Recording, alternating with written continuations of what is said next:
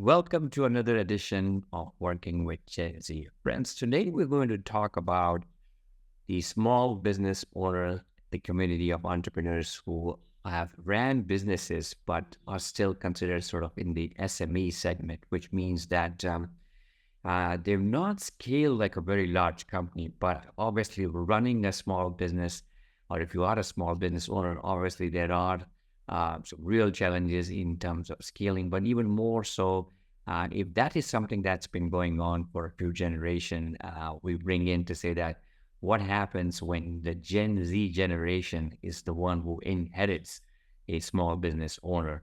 And the small business owner, unbeknownst to a lot of people, is quite the engine for many economies. And therefore, we obviously sometimes overlook their contribution. So they have a significant contribution in what they do and how they kind of become part of a larger supply chain and the growth to the economy. So let's explore the different facets of the transition when there is a transition from one generation to the next generation to the current generation of Gen Z. How do they manage that? Is that something that's easy? Is that something that's um, comes with a lot of diverse points of view, considering the generation gaps and so on? So for that, we're going to explore all of that, and we have an expert, and very happy to have my guest, Mary Erlain. Mary, welcome to the show, and good morning. Thank you so much. I look forward to this discussion. Fantastic. So, Mary, before we dive into the questions, and obviously, I'm quite curious because you've done a lot of work in this space. But tell us a little bit about your background, some of the work that you do, and just give us an overview of your story. So, I actually started with a healthcare background. So, my exposure to the multiple generations started at a very early age. After college, I was more comfortable working in clinical medicine, where family medicine, as it's called here, uh, and therefore I had a wide span of age groups. And I've always been curious and a learner, so it isn't just about doing the job; it's also learning. So I began to observe the differences of how people responded to whatever diagnoses or their health issues, but also in how the interplay of the generations. Left healthcare when the first waves of managed care began to change the focus truly away from caregiving to what it is today. And wild horses could not bring me back into healthcare, all the money in the world. So I chose to take that heart for helping people and became educated myself and became a business coach and consultant, primarily for small business, because I think you and I both agree, and I think you already alluded to, it's the backbone. Um, in the U.S., the big pharma and insurance and other industries, large corporations, do have the influence and think they're the backbone, but I really believe it's the small business owners that is the backbone. And in my little corner of the world, I use my skills and my values and my purposes is helping small business owners be successful. That's through my work, but I've also developed quite a network of other people who are like me, that can handle the financial piece and the marketing piece and the technology piece. So um, I've written and authored books on the multiple generations because I've had this lifetime of learning and I thought I'd put it to print. And just like you, we both have a passion for our Gen Zs. And that's been my latest work. Just sent my second manuscript off to just last night on mentorship. And that I'm sure we'll dig into more, but that's truly the pathway to build bridges. So that's me. All right. Well, fascinating, Mary. Really interesting to hear your story and kind of the generation play that you saw at one part of your career, which became your mainstay. So we're obviously going to get to, the books that you've written. I'd like for you to share some of that. But let's talk. We're talking about small business owners, and as you alluded, they are so critical in many ways. And I know that in a country like India, where I see small units for chemical industry, and I see that for textile industry, and they sort of become this captive supply chain, if you will, for large companies, and very interesting in some of the issues that they see when it's quality or being a supplier, or but even more so when the baton gets handed down. What happens. So let's explore. I think just first things first, as a kind of a to kick off. You worked with small businesses, and what are some of the, very broadly, without talking about Gen Z, what are some of the challenges, if you will, or do you see when the baton gets handed over from one to the next? What are some of the typical issues that can come up when someone inherits a business that's been built by the grandfather or the father, which is now, handing it over to the children? What do you see? I mean, it's a general question, but if there's a way for you to see that, typically these are the kinds of things that they have to grapple with. The first being, in some cases, is it's not handed down in the family. Here in the U.S., the merger and acquisition work that my colleagues handle is that the family members don't want the business. They want to go in a different track. That's a separate conversation. But to your point, um, typically the older business owners, it could have been founded by our traditionalists, Yeah. the folks that were hardest hit by the pandemic. These were founded, so this could be a third generation situation. But the boomers, as an example, to show the greatest diversity, I think saw their companies oftentimes limited by zip codes or state boundaries, or maybe just the coasts. Um, Gen Zs having they're digital natives. They have been living in the global world, even starting with social media. Their expansive relationships go well beyond the limitations the baby boomers had. When they are looking at efficiencies and being tech natives as well, uh, their view and their ability and efficiency to run a business exceeds what their parents or grandparents have done to date. And maybe they've already been banging their head against the wall trying to bring some of this innovation in and have been running into resistance. Eventually, when they take the seat as the owner, um, I think sometimes they can act like a tornado coming through to change things too quickly, which has its issues. And oftentimes that can create unrest, especially if the older family members still have a hand in the business. So, um, this is kind of where I come in, is how do you build the plan? How do you put first things first and strategically transform this business into maybe a global business with high technology and a strong digital presence?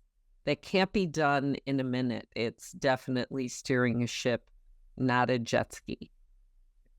So it's interesting, Mary, you talked about some of the transitions from the various generations onto the Z.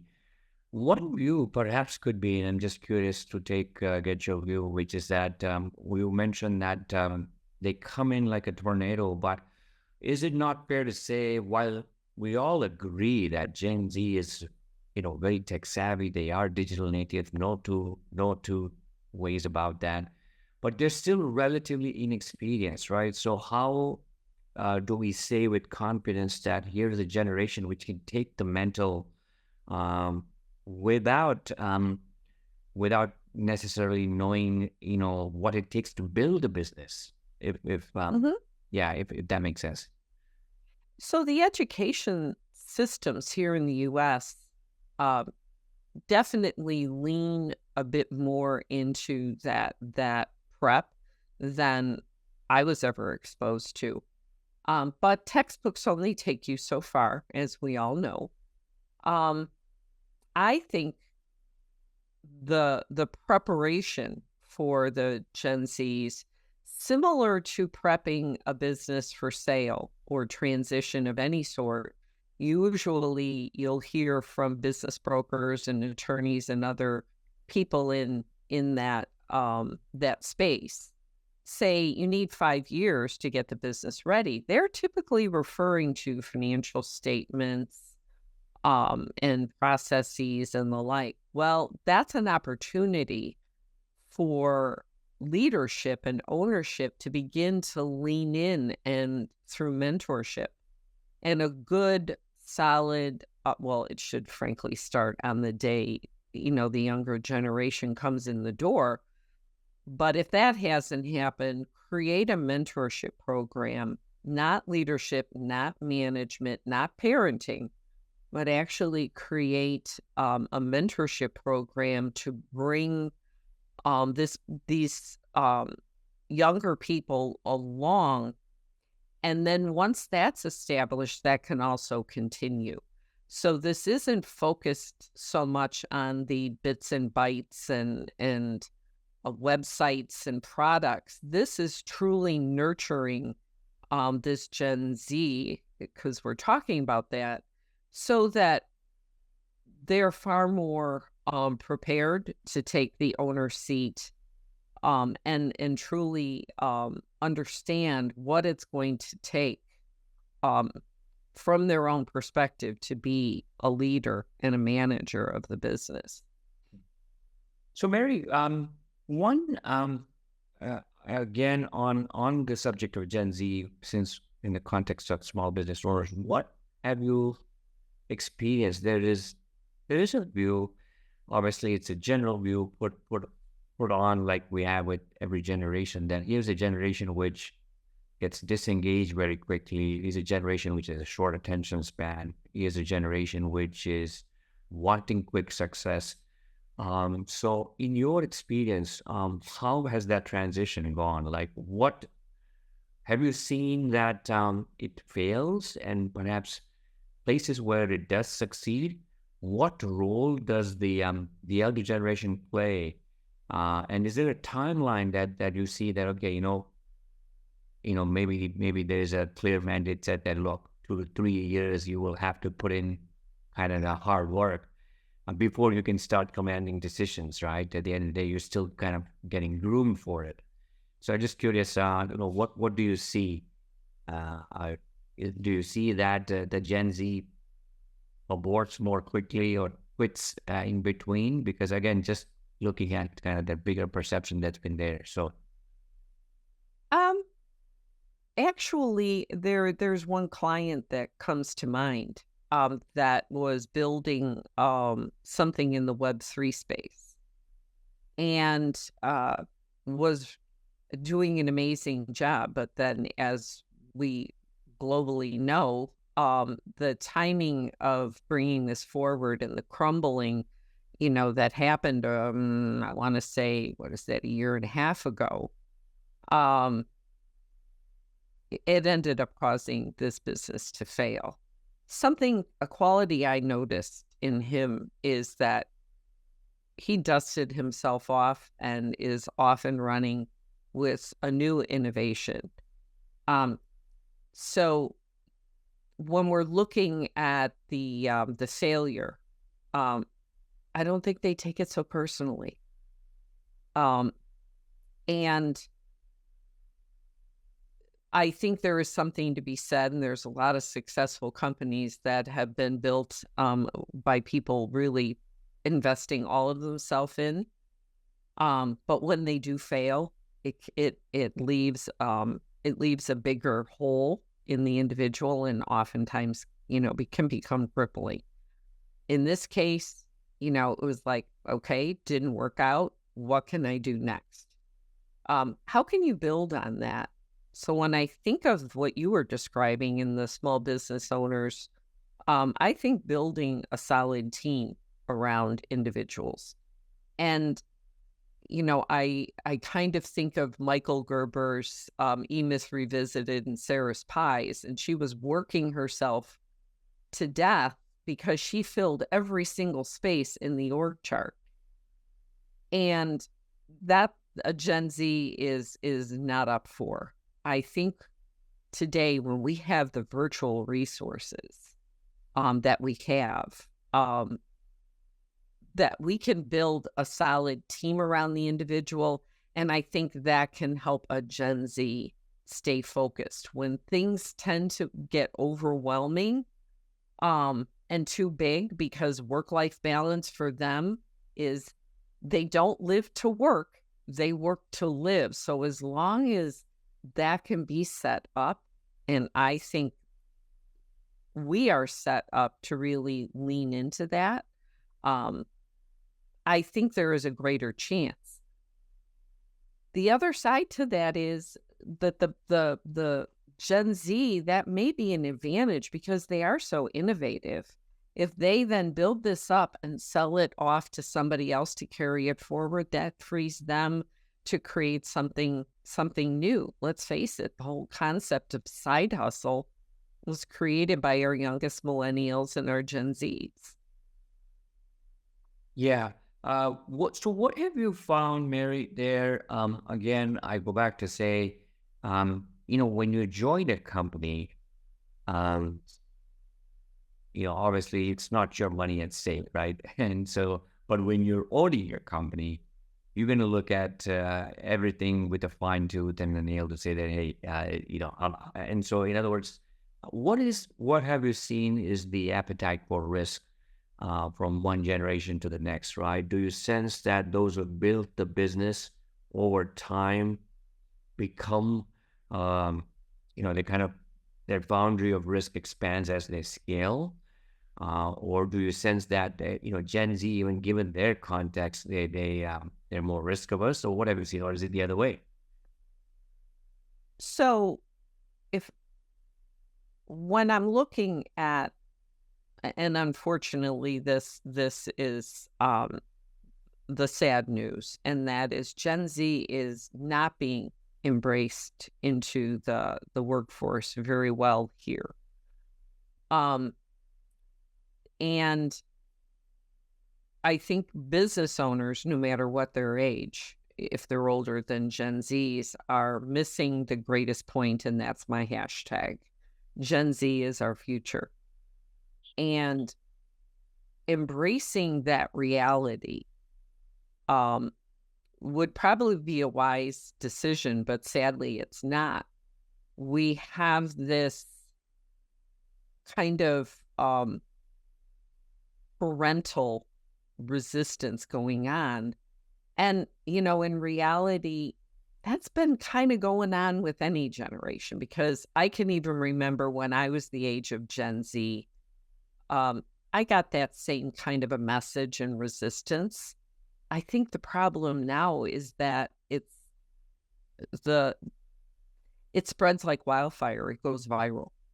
And bad news and sells faster than good news. So this is a multi-pronged issue. But if we're just looking at one business owner, the thing I look at oftentimes that is the core of the resistance to younger generations' innovative ideas is fear. Is that I'm not a digital native. I'm pretty tech savvy for my age, but when I look at the average individual, they're not. And generally, my fear of change is what's going to be an operating principle, and that's where the concept of cross mentoring. So you are giving your experience to a younger person, and in turn, the younger person is giving you some experience you lack. And now begins the framework of a bridge being built between the generations. It's not being done enough. Some corporations are beginning to lean into mentorship programs, but frankly, that has not gone viral as the pathway to build bridges between people in the workforce, age being one of them. So, in your experience, Mary, what has been the hardest um, point of transition where how do they manage, how does the Gen Z manage um, sort of the family relationship of a business that they're going to take and kind of also implementing their own vision? Um, do you sense that because when you're a small business owner, right, you don't obviously it's going to vary, but you don't have the luxury to say, hey, I'm this large and I've got a pot of money that I can just put as a capex to try this and then try that, right? I think you have to run a tight ship. So what's been your experience, right? How do they go about managing? What's been your experience where the flashpoint is, right? Where again, it's the family versus, I have a vision now to say that, look, dad ran it successfully for 40 years, grandmother ran it for many years, and all credit to them, but times have changed. And there is a lot of, perhaps from the elder generations who built the business, there's a lot of, how shall we say, it's their baby, right? So there can be potential tug of war where they don't wish to either let go or, this tussle of change. Typically, um, I'm dealing with that situation right now where dad and mom founded the business. Dad has since passed. Mom is still there. Mom is a bit of a workaholic. It's very reflective of her age group. But what we've done is the first piece is sometimes you have one owner that has several children. And right off the bat, how do you filter roles and responsibilities now among many? And, in comes issues of the partnership. But in this case, it can be sibling rivalry. And that's exactly what we're doing. These two siblings are set up so perfectly in their skill set and their talents that one is very operational, one is very much a rainmaker. You could not have built two more perfect individuals to take this company forward. But we don't have the healthy boundaries that if it was you and me and you were built one way and I was built another, it's easier because we're not related for us to build healthier boundaries. In this case, we're playing out sibling rivalry. So that's where my coaching comes in, to help people understand that this company, you can't live without each other's skills. The rainmaker definitely puts more stuff, into the profitability and the revenue.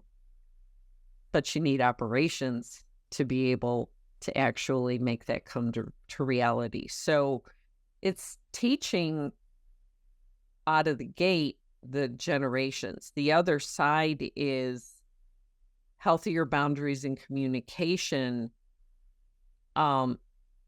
because mom is inserting herself and there's some behaviors going on there. So you've got a whole lot of family dynamics that create all sorts of splits and tensions.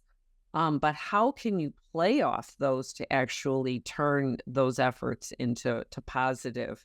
And that's where one-to-one coaching of each individual, having people continue to focus on the bigger picture, what is our vision? What is our mission?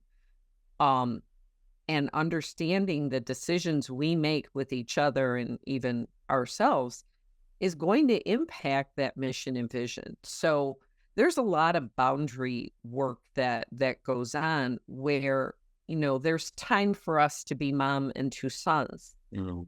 not at work, not at work. Because then you now create another whole layer of tensions, which is a natural split, and that is non-family employees.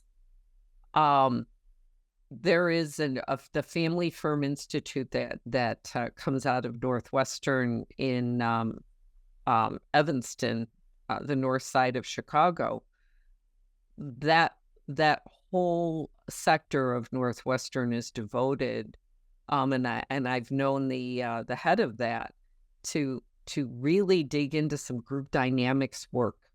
Um, Small business owners or companies in general don't quite realize they need to invest that time and effort into those aspects of the business because that can act as a drag. I call it a governor. It really is that insidious thing that just keeps a company from leaping forward.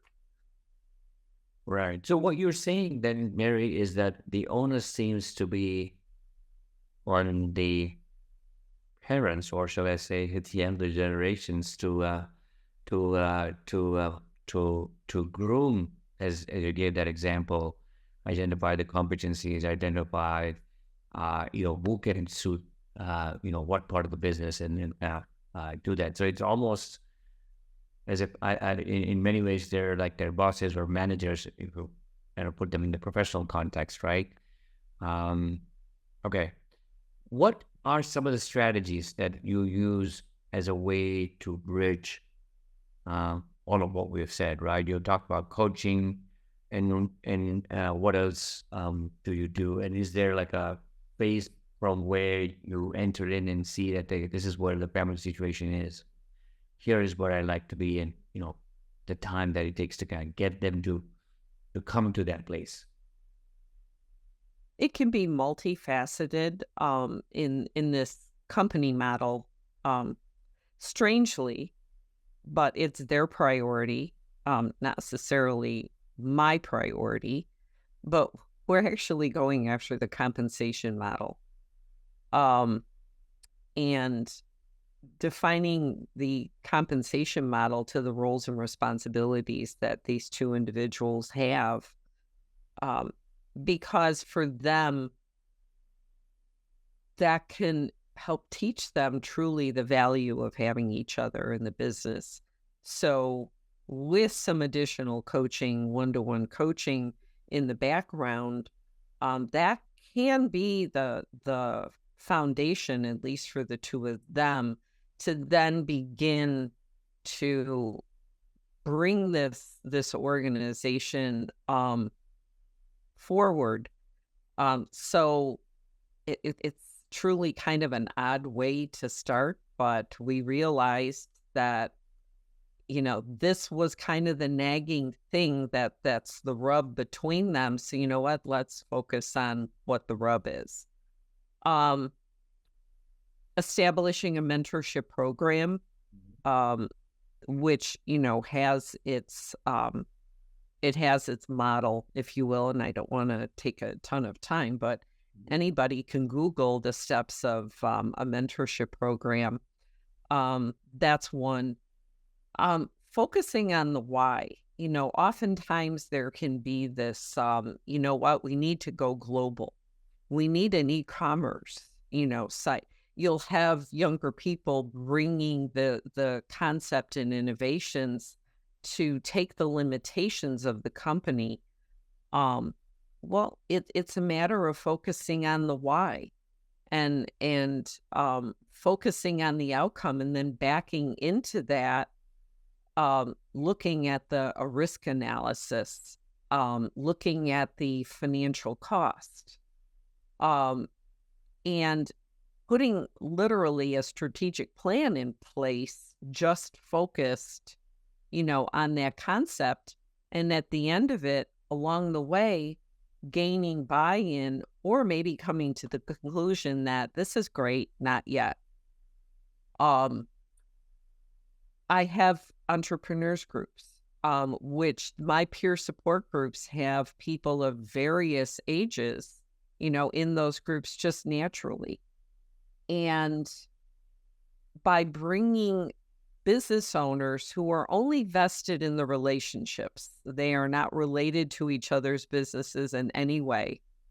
By bringing them together, by having accountability to goals, um, goals can look different for a business that's, heading towards sunset to one that's just beginning to be startup and gaining some success. Helping them solve problems. You have the wisdom of somebody who's been in business for decades, but at the same time, you have the wisdom of somebody younger who is more in tune with what we've already talked about: technology, globalization, digital. But you bring all those together and everybody solves a problem, and you walk away with a solution or a series of solutions and feedback. And it did not come from one individual. And I think that can begin to help business owners open themselves up to the possibility that somebody of a different age can help me. And which hopefully they then take into their businesses and operate differently with their employees. So there is no one size fits all. Here is a program and a big binder. We need to take each circumstance, and each person is different. What are they willing to embrace? Just like these guys starting with compensation. I'm scratching my head going, but that's where they will listen most, and I'm building trust. You mentioned about compensation, Mary. Does that become often the source of conflict? In this case, because being a rainmaker, going out and getting the business is more the immediate gratification to top line revenue, because you kind of need. And I actually, I saw for a company I worked with, where yes, there's great value, but you need a company, you need the operations, you need the delivery of what you just sold. And it's easier to determine compensation based on stuff you've brought into the company. But when you're looking at the value of somebody who's literally running the company behind the scenes, the key performance indicators, the metrics, the success factors, you need to roll up your sleeves a little more, and understand that how do you come up with relevant compensation for that individual so that both feel they are being compensated for their efforts. And in that process, they learn that they can't survive without each other. You can have all the operations, but if you have no business coming in, if you sell a whole bunch of stuff, but you can't deliver it. And so going through this exercise then helps, because we're also dealing with a little bit of sibling rivalry. One's older, one's younger, so on and so forth. So in the background, we're also working on having them respect each other regardless of the age. And then the bigger piece is having mom begin to take hands off and bring value, because she's the workaholic. How can she bring value to the company without perhaps meddling? And what role can we develop for her that still gives her purpose, but is not, she sold the company. Yeah. So, and that's where mentorship, that's where her being a mentor, a wise sage, a resource, to not just her kids, but to anyone in the company. Hmm. Um, so yeah, it's a big project. So, Mary, what would be kind of the final words of advice if you are a small business owner listening to this to say that, okay, what are some of the couple of do's and don'ts for them to keep in mind as they think about the next generation succession planning?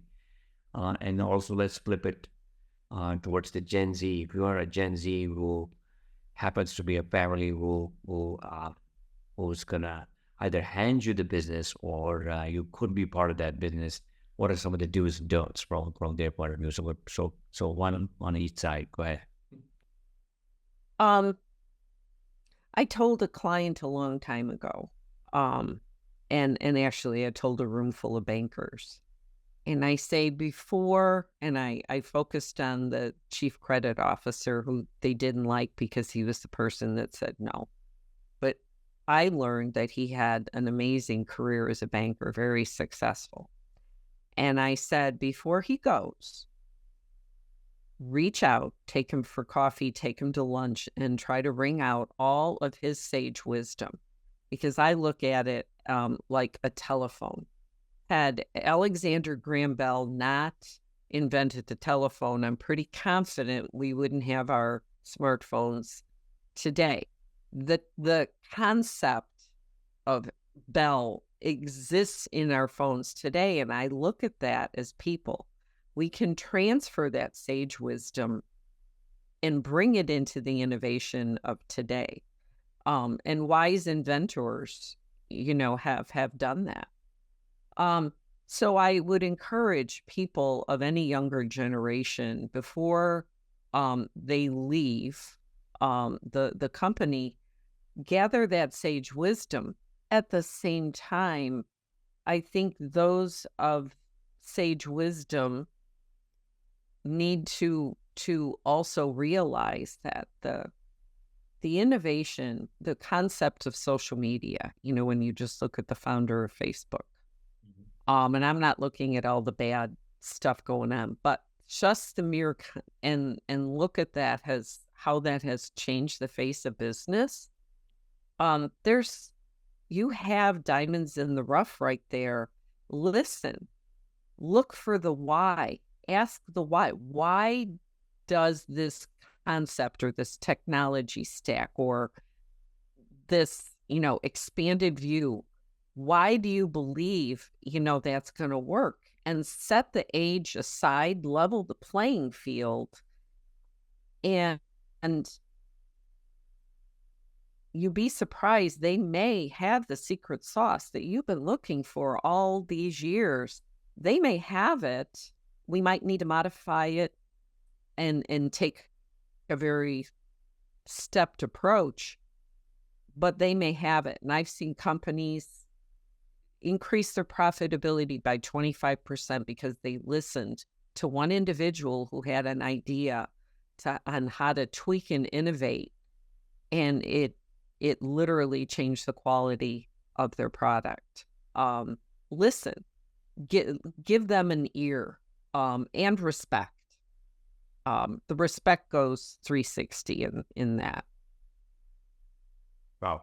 Well, what a great advice to close out. I think just something as simple as listening, which is both on the Gen Z side, trying to gain if they're curious enough, humble enough to get the sage wisdom, and for those who have gained the wisdom over the years, or also for them to learn from the next generation, right? And I'm sure this is something that we can go on as there's more on the topic of multi-generation. But Mary, this has been it's a very good enlightening conversation. Two more things I want to ask you. One is, where can people find information uh, on small business owners, and if there is sort of um, a body or a chapter that people can kind of go as a way to get some resources. And the second, of course, is all of your credentials with your books and, where can they find you? Well, I have a host of excerpts on my website on the generational topic. And so that is, it's Peak Development Strategies is the name of my company, but the website's shortened because that's too many letters. It's peak dash ds.com for um and look for the books, and then my contact information is there. All of my books, which is going on 6, uh, um, are available on Amazon. It's probably just easiest to search for me, Mary Erlain. You can see the name on the screen. Just search for me as an author, and all of them should pop up. But I am, that's great. But there are so many resources and blogs for information. The key is doing it. There was a great Forbes article I was reading this morning. So, I'm not the only resource. You're not the only resource. Be an avid learner about the ages and the generation. It will benefit you. And obviously you and I find it fascinating. Make it a fascinating journey for yourself. So Fantastic.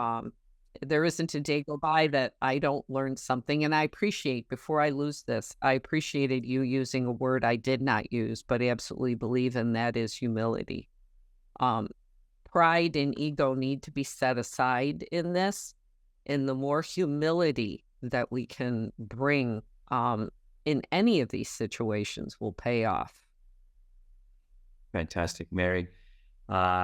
You have a wealth of resources just within the work that you have done, but also kindly pointed us to look at other sources, which I think everybody should. And I really hope, all our small business owners who are often just undermined in what their contribution is, their struggles are, and even their success stories. And so I think we've taken a small chapter or a glimpse of what that world looks like through this conversation.